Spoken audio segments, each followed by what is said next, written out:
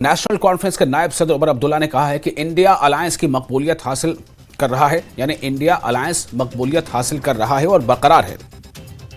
उन्होंने कहा कि रिपोर्ट्स और जमीनी सूरत हाल बताती है कि कश्मीर की तीनों सीटें एलसी के हक में जाएंगी, जबकि कांग्रेस जम्मू की तमाम सीटें जीत लेगी। उमर उड़ी कस्बे में एक अवामी रैली से खिताब के बाद मीडिया से बात कर रहे थे। उन्होंने कहा कि 4 जून को मुल्क से बीजेपी का सफाया करते हुए मरकज में हुकूमत बदल जाएगी। उन्होंने कहा कि सियासतदानों को ऐसे बयान देने से गुरेज करना चाहिए जिससे मजहबी जज्बात मजरूह हों और फिर वाराना मुनाफरत को दावत देते हों।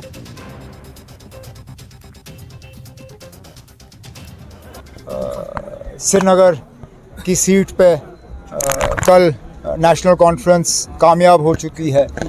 जैसे मोंगा साहब ने कहा है, जम्मू और उधमपुर की सीट पे भी हम इंशाल्लाह कामयाब हो गए हैं। अब हमने यहाँ अनंतनाग और लद्दाख की सीट पे भी अपना झंडा गाड़ना है। बाकी मुल्क में भी अगर आप देखें तो रिपोर्ट्स इंडिया अलायंस के हक़ में है।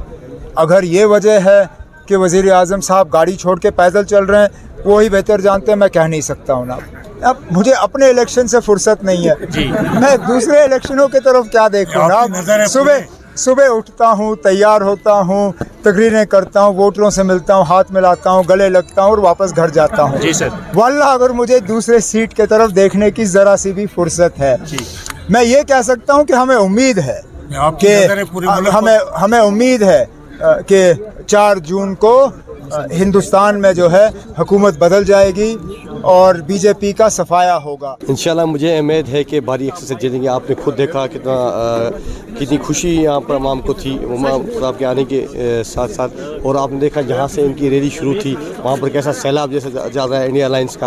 और पूरी उम्मीद है इंशाल्लाह वो सब कामयाब होंगे। देखिए अपने अपना मैनिफेस्टो, हमारे कांग्रेस का तो मैनिफेस्टो ये है कि बेरोज़गारी, जो बेरोज़गार नौजवान हैं उनके लिए रोज़गार, जैसा राहुल जी ने कहा कि लाख लाख रुपए उनके अकाउंट में पड़ेगा।